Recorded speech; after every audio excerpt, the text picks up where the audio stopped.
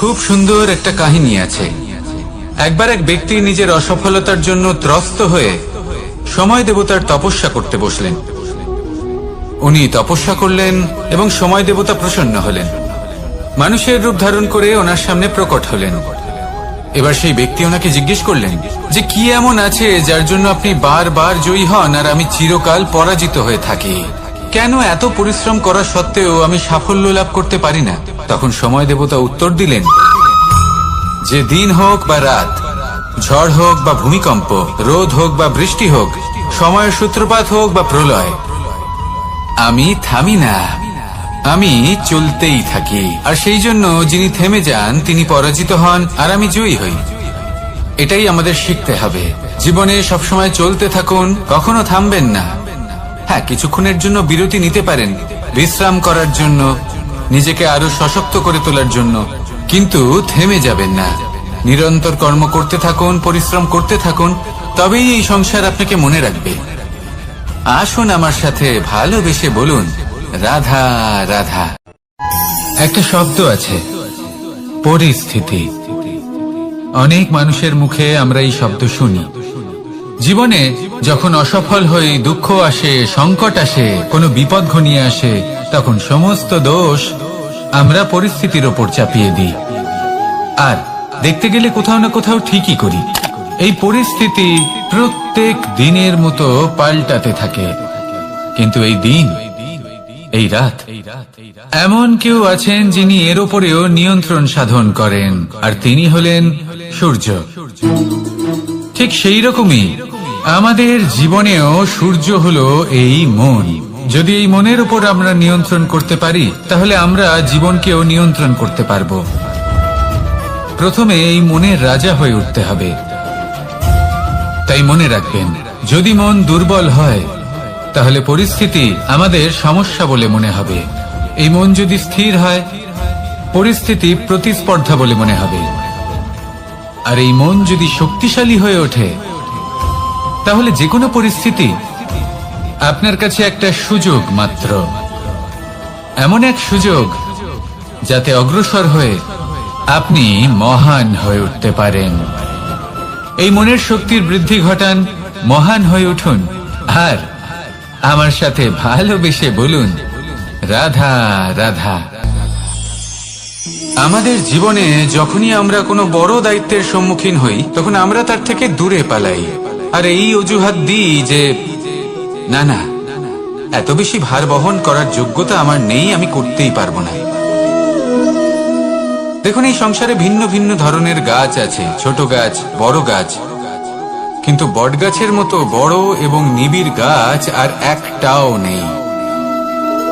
সে নিঃস্বার্থভাবে এই সংসারকে সেবা করে যায়, ছায়া প্রদান করে, শীতলতা প্রদান করে। আর যখন এমন সময় আসে যখন তার ওপর বোঝা অত্যন্ত বেড়ে যায়, সে কিন্তু কোনোভাবেই ভেঙে পড়ে না। তখন সে নিজের নিঃস্বার্থ কর্মের ফল লাভ করে, সেই নিঃস্বার্থ কর্ম যা সে করেছে। তার দেহ থেকে ছোট ছোট ঝুড়ি বার হয় এবং তা কাণ্ডের আকার ধারণ করে। সেই কাণ্ড মাটির কাছে পৌঁছয় এবং তারপর তা বটগাছের সহায়ক হয়ে ওঠে। সে ভেঙে পড়ে যায় না। এইভাবে আপনিও জীবনে নিঃস্বার্থভাবে সবার সেবা করুন, ভালোবাসুন, সবাইকে সাহায্য করুন। যেদিন আপনার ওপর বোঝা অত্যন্ত বেড়ে যাবে, সেদিন এই সব মানুষ আপনাকে সাহায্য করার জন্য আসবেন, আপনার শক্তি হয়ে উঠবেন, আর আপনি বটগাছের মতোই মহান এবং বিশাল হয়ে উঠবেন। আসুন আর আমার সাথে ভালোবেসে বলুন রাধা রাধা। আমাদের জীবনে গুরুজনেরা, জ্ঞানী মানুষজন সবসময় একটা কথা বলেন, ধৈর্য ধরো।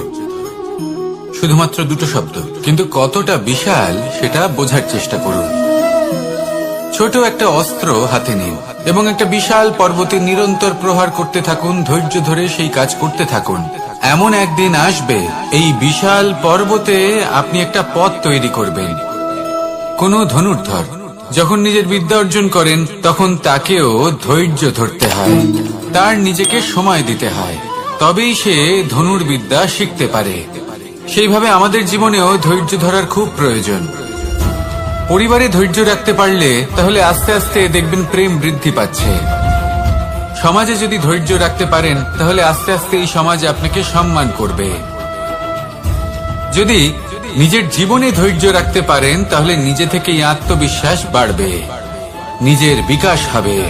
জীবনে সবই সম্ভব যদি ধৈর্য রাখতে পারেন। হয়তো আস্তে আস্তে হবে, কিন্তু হবে অবশ্যই। শুধু ধৈর্য রাখুন, কারণ ধৈর্যই সব থেকে বড় পুঁজি। আসুন আর আমার সাথে ভালোবেসে বলুন, রাধা রাধা। আমাদের সকলের জীবনে একটা লক্ষ্য থাকে যেটা আমরা লাভ করতে চাই। ঠিক যেন একটা প্রতিস্পর্ধা বিদ্যমান যে কে সব থেকে আগে নিজের লক্ষ্যে পৌঁছতে পারবে। আর সেই জন্য আমরা সকলেই খুব তাড়াতাড়ি এগোতে চেষ্টা করি, বড় এবং দীর্ঘ পদক্ষেপ ফেলি যাতে তাড়াতাড়ি নিজের লক্ষ্যে পৌঁছতে পারি। কিন্তু এক অত্যন্ত গুরুত্বপূর্ণ বিষয় আছে, সবসময় লক্ষ্য সামনে থাকবে না, কখনো কখনো তা খুঁজতে হয়। এই যাত্রা খুব কঠিন হতে পারে। আর ঠিক এই কারণেই সবসময় দ্রুত গতিতে চলা বা তাড়াতাড়ি পথে চলা সেটা আবশ্যক নয়। তার থেকেও বেশি গুরুত্বপূর্ণ হলো ভেবেচিন্তে তারপর পথ চলা। যদি ভেবেচিন্তে পদক্ষেপ ফেলেন, চলতে পারেন, তাহলে সেটাই সর্বশ্রেষ্ঠ পদক্ষেপ। কখন কোন দিকে যেতে হবে, কখন কোথায় দিক পাল্টানো যাবে না, কখন গতি বেশি রাখতে হবে, কখন কম, কখন থামবো, কখন চলবো, এই সব কিছুর বিষয়ে জ্ঞান অত্যন্ত গুরুত্বপূর্ণ এবং ভেবে চিন্তে চলতেই হবে। সেই জন্য শুধু তীব্র গতিতে সামনে এগোলে চলবে না, ভাবনা চিন্তা করে এগোতে হবে। আসুন আমার সাথে ভালোবেসে বলুন, রাধা রাধা। মানুষ তার জীবনে দুই ধরনের পরিস্থিতিকে খুব ভয় পায়। এক, কোনো কারণবশত কারোর সামনে নত হওয়া। দুই, কোনো কারণে নিজের চরিত্র থেকে, নিজের মূল্যবোধ থেকে বিচ্যুত হওয়া। এবার কেন হয় এরকম যে কথায় কথায় কারোর সামনে নত হতে হয়? কেন বারংবার নিজের চরিত্র থেকে চ্যুত হতে হয়? এরকম কেন হয়? এটা তখনই হয় যখন আমাদের শিক্ষা এবং মূল্যবোধের অভাব থাকে। যদি মানুষের মধ্যে প্রকৃত শিক্ষা থাকে তাহলে এই সংসারে কোনো সময় এবং কারোর সামনেই নত হওয়ার কোনো প্রয়োজন নেই। যদি মানুষের মধ্যে মূল্যবোধ থাকে তাহলে তাকে নিজের মূল্যবোধ বা চরিত্র থেকে বিচ্যুত হতে হয় না, তা সে যাই হয়ে যাক না কেন। কোনো বালককে যদি জন্ম থেকেই সুশিক্ষার অধিকারী করা হয়, শিক্ষিত করা হয়, মূল্যবোধের অধিকারী করা হয়, তবে সে এই সংসারে এমন কর্ম করবে যাতে সে নিজেকে, নিজের পরিবারকে, সমগ্র সমাজকে গর্বিত করতে পারে। শিক্ষা লাভ করুন, মূল্যবোধ লাভ করুন এবং আমার সাথে ভালোবেসে বলুন, রাধা রাধা। কখনো কোনো প্রজাপতিকে উড়তে দেখেছেন? কি সুন্দর উড়ে বেড়ায় সে, এক ফুল থেকে অন্য ফুলে, এক পাতা থেকে অন্য পাতার উপর। কিন্তু সে কিভাবে উড়তে শেখে কখনো ভেবেছেন? জন্ম থেকেই কিন্তু প্রজাপতির ডানা থাকে না, ও কিন্তু ছোট্ট একটা ডিমের আকারে জন্ম লাভ করে। তারপর সেই ডিমটি ভেঙে একটি কীট বাইরে আসে। আস্তে আস্তে সে বড় হয়, ওর শক্তি বৃদ্ধি পায়। তারপর সে সেই কীট দশা ত্যাগ করে নিজের ডানাগুলি মেলে। এই প্রক্রিয়া তার কাছে সরল নয়, অত্যন্ত যন্ত্রণাদায়ক প্রক্রিয়া, কিন্তু সে সেই যন্ত্রণা মেনে নেয়। আর তারপর আস্তে আস্তে সে উড়তে শেখে। শুধুমাত্র আকাশে উড়ে বেড়ায় তা নয়, আমাদের মনের মাঝে উড়ে বেড়ায়। এবার এই ডিম থেকে প্রজাপতি হয়ে ওঠার যে যাত্রা, এটা যতটা কঠিন ততটাই কঠিন হয় এই সংসারে শ্রেষ্ঠ কর্ম করা, ততটাই কঠিন হয় এই সংসারে মহান হয়ে ওঠা। সেই জন্য প্রয়োজনীয় প্রচেষ্টা এবং সময়। নিরন্তর প্রচেষ্টা করতে থাকুন, পর্যাপ্ত সময় নিন এবং আপনি নিজেকে এই আকাশে উড়ন্ত অবস্থায় পাবেন। আসুন আমার সাথে ভালোবেসে বলুন, রাধা রাধা। পায়েস হলো আমার বিশেষ প্রিয়। এর মধুর স্বাদ মনকে প্রফুল্ল করে তোলে। ছোটবেলায় মা আমার জন্য পায়েস বানাতেন। এবং আমাকে বলতেন যে গরম থাকতে থাকতে খেয়ে নে কানাই, ঠান্ডা হয়ে গেলে ভালো লাগবে না। কিন্তু আমিও দুষ্টু ছিলাম, ঠান্ডা হওয়া পর্যন্ত অপেক্ষা করতাম, আর ঠান্ডা হয়ে যাওয়ার পরে মার কাছে যেতাম আর ওনাকে বলতাম যে মা, পায়েস তো ঠান্ডা হয়ে গেছে, এটা গরম করে দিন। তখন মা হাসতেন আর বলতেন যে পায়েস না হয় আমি আবার গরম করে দেব কানাই, কিন্তু এর মধুর স্বাদ, সেই মিষ্টত্ব, সেই সুবাস, সেটা আবার ফিরে আসবে না। কথাটা সত্যি, আর এই সত্যটাই আমাদেরও জীবনের সত্য। আমাদের জীবনের মধুর সম্পর্কগুলি, এতে যখন কটুভাব প্রবেশ করে তখন সেই মিষ্টত্ব ফিরিয়ে আনা প্রায় অসম্ভব ব্যাপার হয়ে যায়। আপনি চেষ্টা করে সেই সম্পর্ক ঠিক করতেই পারবেন, তার জন্য অগাধ পরিশ্রম করতে হবে, কিন্তু আবার সেই মিষ্টত্ব কখনো ফিরে আসবে না। সেই জন্য আপনার জীবনের যে মধুর সম্পর্ক আছে, যতটা সম্ভব চেষ্টা করুন তাতে মিষ্টত্ব বজায় রাখতে। কটুভাব আসতে দেবেন না। আসুন আর আমার সাথে মধুর স্বরে বলুন, রাধা রাধা। শব্দ, শব্দ আসলে কি? শুধুই কয়েকটি অক্ষরের সমষ্টি, নাকি আমাদের বাণী? এই শব্দ এমন এক শক্তি যা কাউকেই নিজের বশবর্তী করে ফেলতে পারে। শব্দ এমন এক অস্ত্র যা কাউকে ক্ষত বিক্ষত করে দিতে পারে। এই শব্দ হলো একটি নাদ স্বরূপ, যা কোনো ঘুমন্ত ব্যক্তিকেও জাগিয়ে তুলতে পারে এবং নিজের লক্ষ্যের দিকে অগ্রসর করতে পারে। শব্দে এত শক্তি আছে যে কারোর মনে এতটা আঘাত দিতে পারে যে সে হয়তো জীবনে আর কখনো এগোতেই পারল না। তাহলে এই শব্দের প্রয়োগ খুব ভেবে চিন্তে করবেন। এবং এই শব্দের মতোই হলো নীরবতা। অনেক সময় এই নীরবতা আমাদের সহায়ক হয়ে ওঠে, অনেক সময় এটা আমাদের অনুশোচনাকে অনেক বেশি বাড়িয়ে তুলতে পারে। ভীষ্ম পিতামহ, অঙ্গরাজ কর্ণ, যখন দ্রৌপদীর বস্ত্রহরণ হচ্ছিল তখন এনারা নীরব ছিলেন। দুর্যোধনের বিরোধিতা করেননি, ওকে বাধা দেননি। আর তারপর কি হলো সেটা আপনারা সকলে জানেন। দেখতে গেলে নীরবতা চুপ করে থাকা, কিন্তু যদি কোনো দুষ্টের সামনে চুপ করে থাকেন, যদি তার বিরোধিতা না করতে পারেন, তাহলে এই নীরবতাই অনেক বড় পাপের আকার ধারণ করে। মনে রাখবেন আর আমার সাথে ভালোবেসে বলবেন, রাধা রাধা। আভূষণ, কার না ভালো লাগে এই আভূষণ?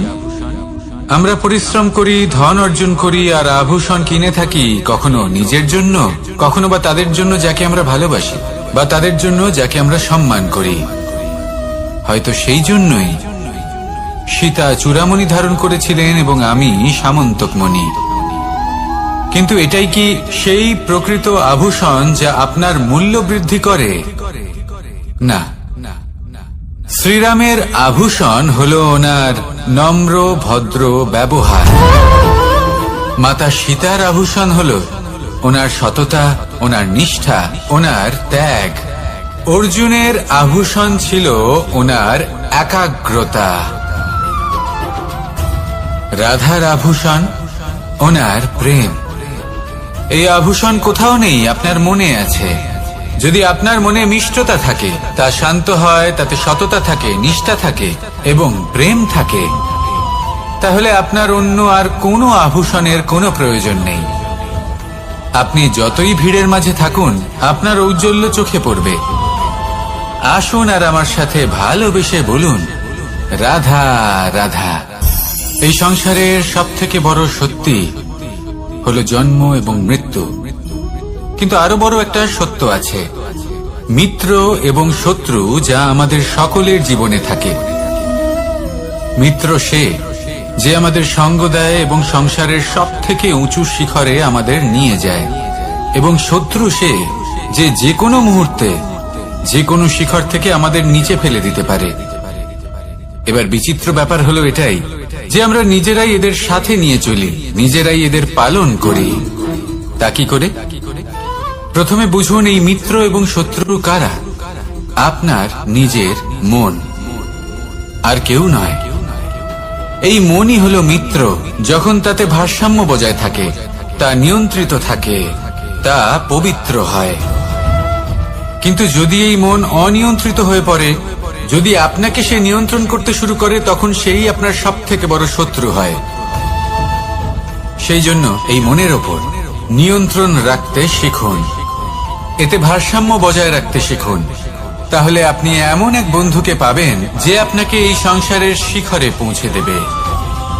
আসুন আমার সাথে ভালোবেসে বলুন, রাধা রাধা।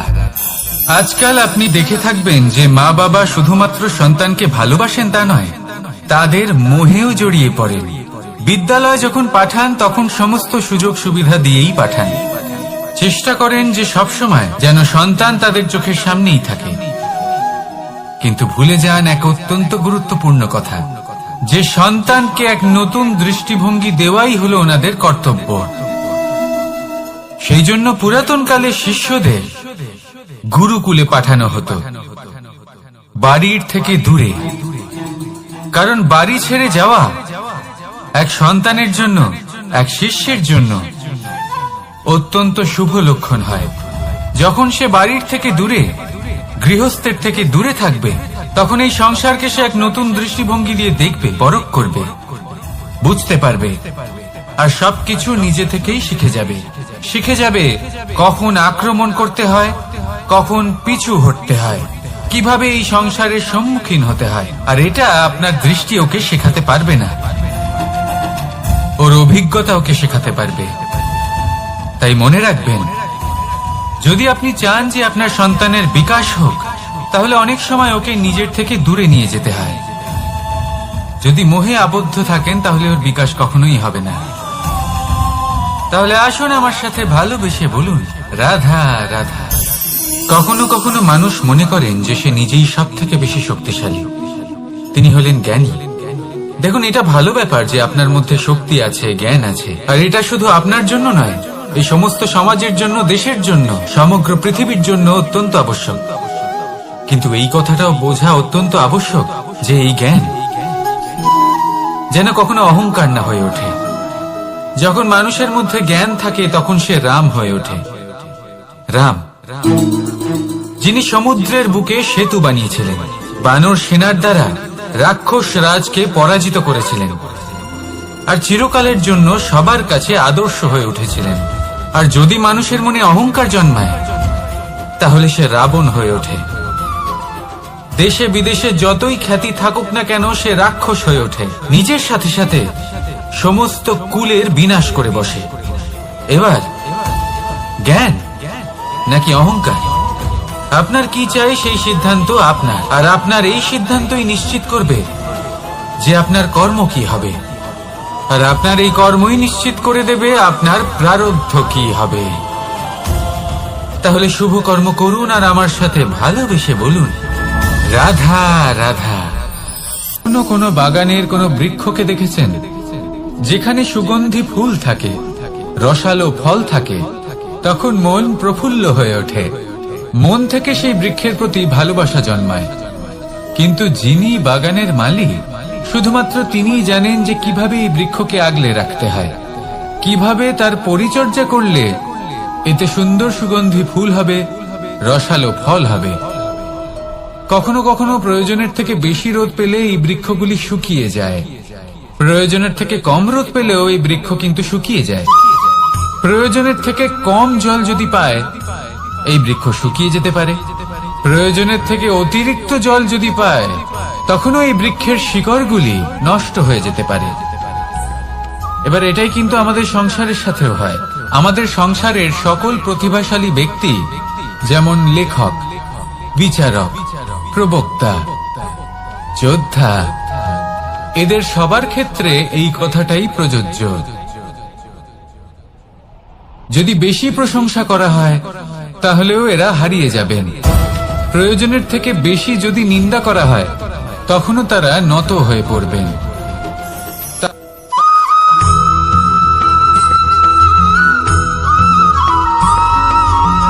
পঞ্চতত্ত্বের মধ্যে দ্বিতীয় তত্ত্ব হল ধরণী, ভূমি, যাকে আমরা ধরণী মাতা বলি। এই ধরনী ধৈর্য ধারণ করে, আর এর ওপরেই আমাদের সমগ্র সংসার নির্ভরশীল। কারণ এই ভূমি সহ্য ক্ষমতা রাখে, এর সহ্য ক্ষমতা হলো অপরিসীম।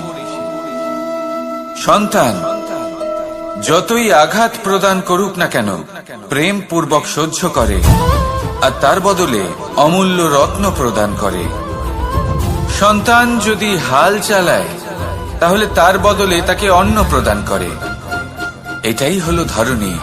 এবার এর থেকে আমরা কি শিক্ষা পেতে পারি? এটাই যে কারোর জন্য কিছু করা বা কাউকে কিছু দেওয়া মনে কোনো কামনা ছাড়াই। আর এই কথাটা বুঝে যান, যদি কারোর জন্য কামনা না রেখে বা কোনো পাওয়ার আশা না রেখে কারোর জন্য কিছু করেন বা কারোকে কিছু দেন, যদি এটা আপনি শিখতে পারেন, তবে আপনি ভালোবাসতে শিখে গেছেন। আর সেই জন্যই এই ধরিত্রীকে মাতা বলা হয়। কারণ মাতা শুধু উনি নন যিনি গর্ভে সন্তানকে ধারণ করেন, মাতা তো উনিও যিনি জীবন বাঁচতে শেখান, যিনি জীবন বাঁচার উদাহরণ প্রদান করেন। তাহলে ধরনীর থেকে এই নিঃস্বার্থ ভাব শিখুন, নিঃস্বার্থ ভালোবাসা শিখুন, আর এই ভালোবাসার সাথেই বলুন রাধা রাধা।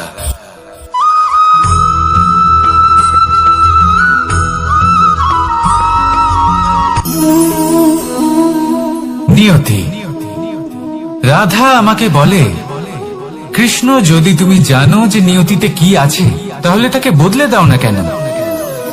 মহাদেব আমাকে বলেন যে শ্রীকৃষ্ণ, যদি আপনি এটা জানেন যে সাম্বের নিয়তি এটাই, তাহলে আপনি তাকে বদলানোর চেষ্টা কেন করেন? কেন? কারণ আমি একজন পিতা, আর পিতার কর্তব্য এটাই, তিনি যেন সম্ভাব্য সব চেষ্টা করেন নিজের সন্তানের মঙ্গলের জন্য। নিয়তি আমি জানি, কিন্তু এটাও আমি জানি যে কর্মের থেকে বড় আর কোনো নিয়তি হতে পারে না। অভিজ্ঞতাও রয়েছে যে কর্মের হাতে নিয়তির এই চক্র বদলে যেতে পারে। তাই জীবনে যদি আপনার কখনো এমন মনে হয় যে এটা তো অসম্ভব, তখনও চেষ্টা করা কখনোই ছাড়বেন না। কে বলতে পারে আপনারই কর্মের কোনো এক বীজ হয়তো নিয়তির চাকায় আটকে গেল, আর নিয়তিকে নিজের পথ পাল্টাতে হলো, ঠিক কিনা? সেই জন্য নিয়তিকে ভাগ্য মেনে নিয়ে চুপ করে বসে থাকবেন না। নিজের নিয়তি স্বয়ং নিজের কর্মের দ্বারা নির্ধারিত করুন, কারণ আপনার এই কর্মের ওপরেই আপনার অধিকার রয়েছে। আর এই অধিকারকে নিয়তি অনেক সময় সম্মানও করে।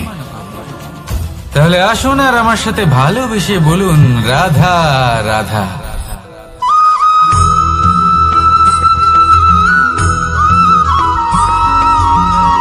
মানুষ ভাবেন যে ধন অর্জন করা হলো অত্যন্ত গুরুত্বপূর্ণ। তিনি আজীবন ধন অর্জন করতে থাকেন, ধন অর্জন করার চেষ্টা করতে থাকেন। সে যাই হয়ে যাক না কেন, পরিশ্রম করতে থাকেন। স্বাস্থ্যের দিকে নজর দেন না, না উচিত সময় খাবার খান, না উচিত সময় ঘুমোতে যান, না পর্যাপ্ত সময় পর্যন্ত ঘুমন, কিছুই না। ধন অর্জন করতেই থাকেন, করতেই থাকেন। আর কিছু সময় পরে যখন তিনি অসংখ্য ধন লাভ করে ফেলেন, তখন তার সাথে ওনার শরীরে অনেক রোগ বাসা বাঁধে। এইসব রোগের উপচার করতে করতে সেই সমস্ত ধন যা উনি অর্জন করেছেন তা তিনি ব্যয় করে ফেলেন। শেষ পর্যন্ত কি হয়? আমরা যেভাবে এসেছি ঠিক সেইভাবেই ফিরে যাই, ধন এখানেই থেকে যায়। দেখুন, একটা অত্যন্ত গুরুত্বপূর্ণ কথা রয়েছে যে আপনার বোঝা উচিত। এই যে ধন, তার ব্যবহার করুন জীবনকে আরো ভালো করে তোলার জন্য।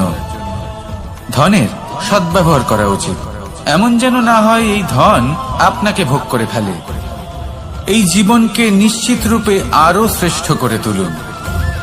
কিন্তু এই ধন অর্জন করার এই প্রক্রিয়াতে নিজের সারা জীবনকে নষ্ট করে ফেলবেন না। এই জীবন উপভোগ করতে শিখুন, আর আমার সাথে ভালোবেসে বলুন রাধা রাধা।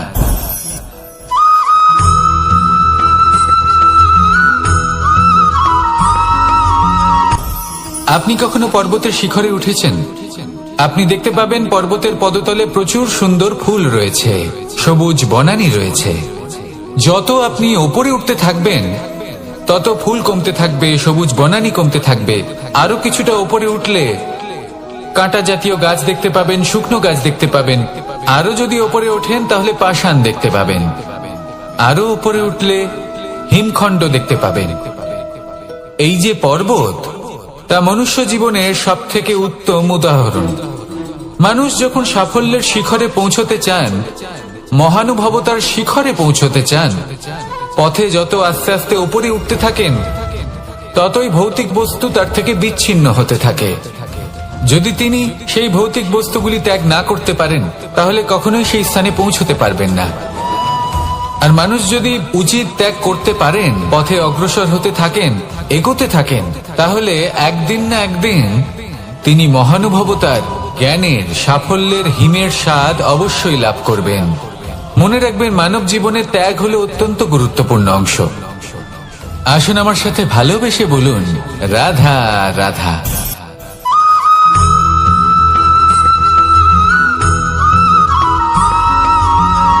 কেউ বলে জীবন খুব ক্ষণস্থায়ী, কেউ বলে জীবন হলো একটা সুন্দর স্বপ্নের মতো, আবার কেউ বলবে জীবন হলো এক কঠোর সত্য।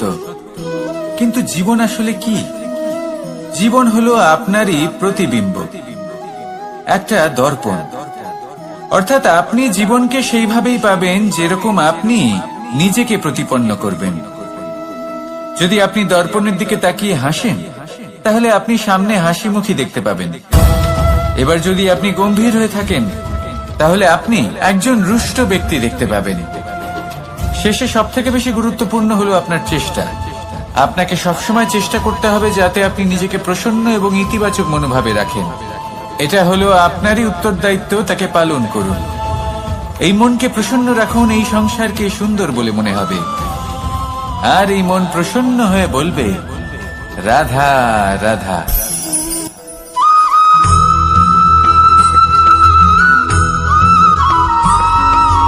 আমাদের শরীর প্রকৃতির সর্বশ্রেষ্ঠ রচনা। যে অঙ্গ প্রত্যঙ্গ আমরা লাভ করেছি প্রত্যেকটির মধ্যে একটি নিজস্ব বার্তা রয়েছে। একটু ভেবে দেখুন, দুটি চোখ দিয়েছে দেখার জন্য, দুটি কান দিয়েছে শোনার জন্য, নাসিকাও আছে দুটি, দুটি হাত দিয়েছে দ্বিগুণ পরিশ্রম করার জন্য। কিন্তু জীব শুধুমাত্র একটি। তার উপরেও তীক্ষ্ণ বলিষ্ঠ দাঁত দিয়েছে তার রক্ষার জন্য। কখনো ভেবে দেখেছেন কেন?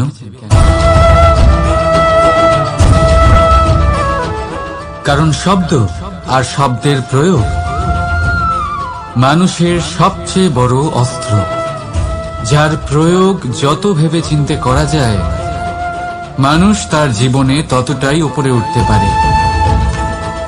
তাহলে মনে রাখুন, দেখুন, শুনুন আর বুঝুন বেশি, বলুন কম।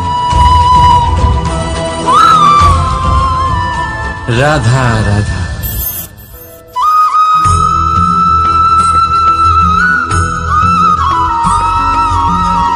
জীবন কিসের উপর নির্ভরশীল?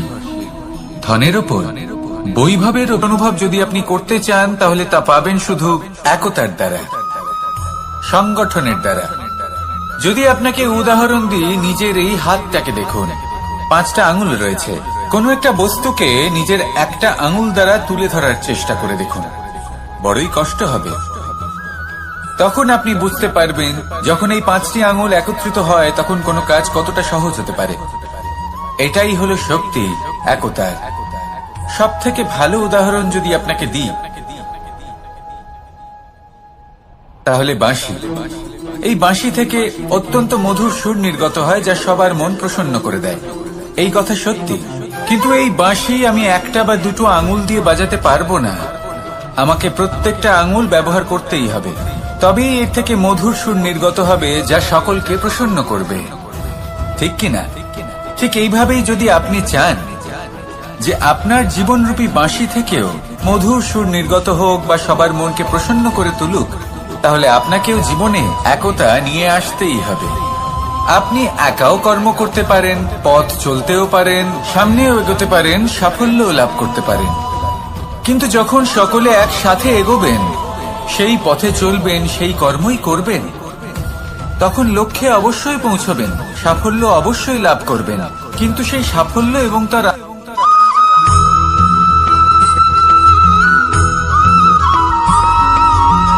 এই সংসারে সবথেকে বেশি কোমল বস্তু হলো রেশম। এই রেশম এতটাই কোমল হয় যে এর পুরো একটা থান শুধুমাত্র একটা হাতে ধরা সম্ভব।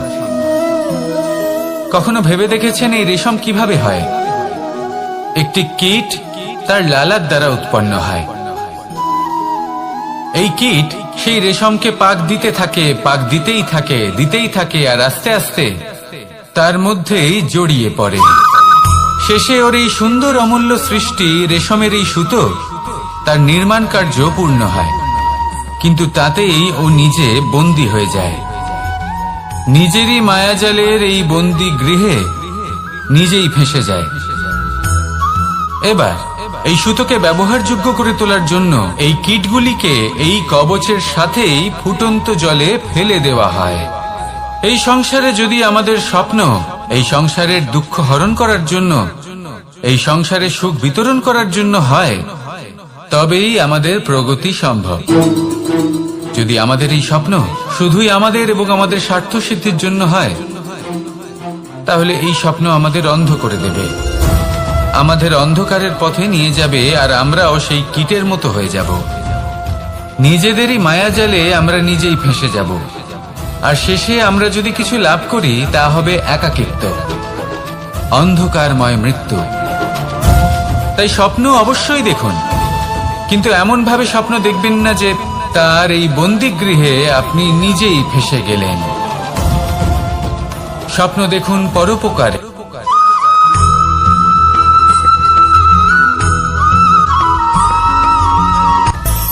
মানুষের মধ্যে একটা বিচিত্র প্রবৃত্তি থাকে, অন্য সকলের বিষয়ে, তাদের জীবনের বিষয়ে, তাদের ব্যক্তিত্বের বিষয়ে, তাদের ভবিষ্যতের বিষয়ে অনুমান করা। এটা হলো অনুচিত। কারোর অতীতকালকে দেখে লোকে ভবিষ্যৎ বলে দিতে পারেন, বর্তমানকে দেখে ভবিষ্যতের বিষয়ে অনুমান করে ফেলেন। উদাহরণ দিতে হলে বলবো, কোনো দাসকে দেখুন, ওকে দেখে লোকে বলে যে ওর ভবিষ্যৎ সেটাই হতে পারে, অনুমান করে ফেলেন। আর এই রাজাকে দেখুন, উনি তো কত সুখী হবেন, উনি তো জগতের সব থেকে অধিক সুখী মানুষ, কত সুখ সুবিধা আছে ওনার কাছে, ধারণা করে ফেলেন। তবে সত্য তো এটাই যে কারোর ব্যক্তিত্বের বিষয়ে, তাদের ভবিষ্যতের বিষয়ে আপনি পূর্ণ সত্য কখনোই বলতে পারবেন না, শুধু অনুমান করতে পারবেন। আর এই অনুমান করে সত্যি কোনো লাভ হয় না, কারণ এই কাল সেটা হলো অত্যন্ত শক্তিশালী। কালো থেকে কালোতর কয়লাকেও হীরেতে পরিণত করতে পারে, অনেক বড় বড় রাজাকেও বিদূষক বানিয়ে ফেলতে পারে এক মুহূর্তেই। তাহলে আপনি অনুমান করে কি লাভ? কি পেলেন অনুমান করে? সেই জন্য কারোর বিষয়ে কোনো অনুমান করবেন না, তার ভবিষ্যতের বিষয়ে অনুমান করতে যাবেন না, কারোর বিষয়ে কোনো ধারণা করে নেবেন না। কিছু করতে হলে ভালোবাসুন, সবার মধ্যে ভালোবাসা ছড়ান, সবার মধ্যে ধন্যাত্মক ভাব ছড়ান। এই মন প্রসন্ন হয়ে বলবে রাধা রাধা।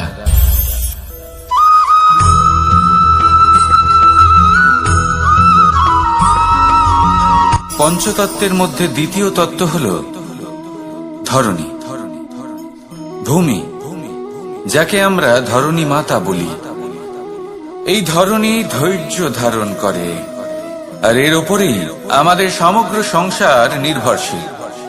কারণ এই ভূমি সহ্য ক্ষমতা রাখে, এর সহ্য ক্ষমতা হলো অপরিসীম। সন্তান যতই আঘাত প্রদান করুক না কেন, প্রেম পূর্বক সহ্য করে, আর তার বদলে অমূল্য রত্ন প্রদান করে। সন্তান যদি হাল চালায়, তাহলে তার বদলে তাকে অন্ন প্রদান করে। এটাই হলো ধরণী। এবার এর থেকে আমরা কি শিক্ষা পেতে পারি? এটাই যে কারোর জন্য কিছু করা বা কাউকে কিছু দেওয়া মনে কোনো কামনা ছাড়াই, আর এই কথাটা বুঝে যান, যদি কারোর জন্য কামনা না রেখে বা কোনো পাওয়ার আশা না রেখে কারোর জন্য কিছু করেন বা কারোকে কিছু দেন, যদি এটা আপনি শিখতে পারেন, তবে আপনি ভালোবাসতে শিখে গেছেন। আর সেই জন্যই এই ধরিত্রীকে মাতা বলা হয়, কারণ মাতা শুধু উনি নন যিনি গর্ভে সন্তানকে ধারণ করেন, মাতা তো উনিও যিনি জীবন বাঁচতে শেখান, যিনি জীবন বাঁচার উদাহরণ প্রদান করেন। তাহলে ধরনীর থেকে এই নিঃস্বার্থ ভাব শিখুন, নিঃস্বার্থ ভালোবাসা শিখুন, আর এই ভালোবাসার সাথেই বলুন রাধা রাধা।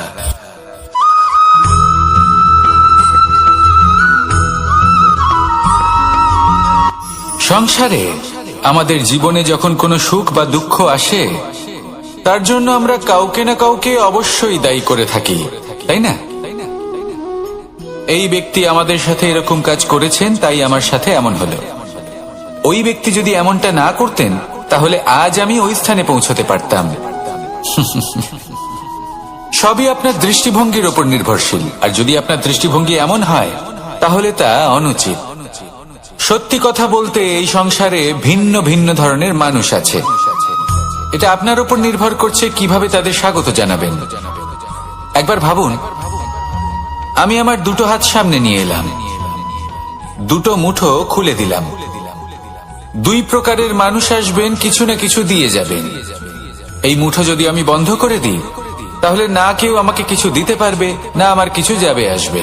নিশ্চয়ই বুঝতে পারছেন এই দুই ধরনের ব্যক্তি কারা এবং তারা কি দিয়ে যান। আমি যদি নিজের মুঠো খুলে দিই, তাহলে কিছু ভালো মানুষ আসবেন, আমাকে আনন্দ, সন্তুষ্টি, জ্ঞান প্রদান করে যাবেন, ভালো অভিজ্ঞতা দিয়ে যাবেন। কোনো খারাপ ব্যক্তি যদি আসেন, তাহলে তিনিও খারাপ অভিজ্ঞতা দেবেন, যার থেকে আমি শিক্ষা লাভ করব। এই সব কিছু আমি লাভ করতে পারি। মুঠো যদি বন্ধ করে রাখি, তাহলে আমি কিছুই পাবো না। দেখুন, এই সংসারে প্রত্যেকের জীবনে এরকম, প্রত্যেকের জীবনে সবকিছুই আছে, ভালো খারাপ দুই মানুষই আছে, ভালো অভিজ্ঞতা আছে, খারাপ অভিজ্ঞতা আছে। নির্ভর করছে আপনার উপর যে আপনি কি করবেন, এনাদের স্বাগত কিভাবে জানাবেন, কার থেকে কি বুঝবেন, কি শিখতে পারবেন, আর কোন দৃষ্টিভঙ্গি নিয়ে অগ্রসর হবেন। এটাই নির্ধারণ করবে যে আপনার জীবন কেমন হবে। আসুন আমার সাথে ভালোবেসে বলুন রাধা রাধা।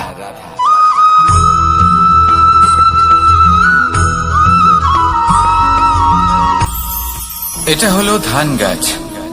এর থেকে যে চাল উৎপন্ন হয় তা মানুষ গ্রহণ করেন। আর এটা কি? এ হলো জংলি ঘাস।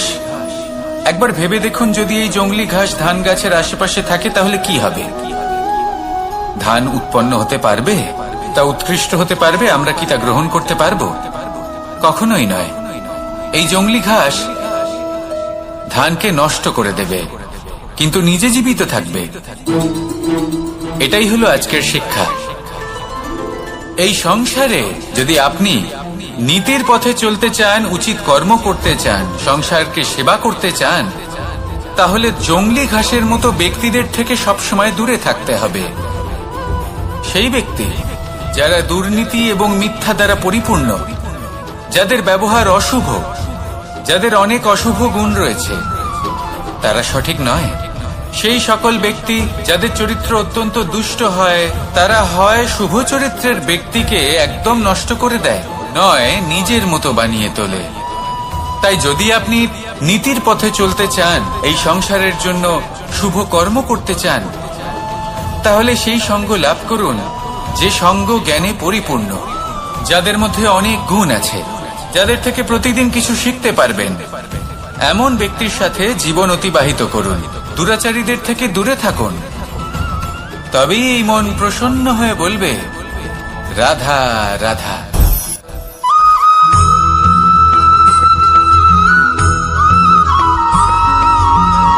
মানুষের মানসিকতা এমন হয় যে সে যতটা করে আশা করে যে তার থেকে অনেক বেশি তার বদলে সে পাবে। দেখুন, সবকিছুই আপনার ভাবনা চিন্তার উপর নির্ভর করছে। আপনি যদি ফলের বিষয়ে ভেবে কর্ম করতে থাকেন, তাহলে সেটা অনুচিত। জীবনের আসল আনন্দ হলো নিজের কর্ম করতে থাকা। ফলের চিন্তা করা উচিত নয়। যদি আপনি এরকম ভাবেন যে আমি এতটা করছি, আমার এতটা পাওয়া উচিত, সেই ভাবনা অনুচিত।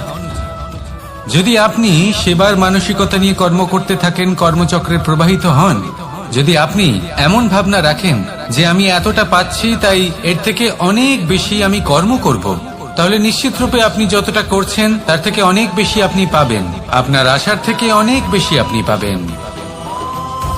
শুধু জীবনে অনেক বেশি কাজ করতে থাকুন, ফলের চিন্তা করবেন না।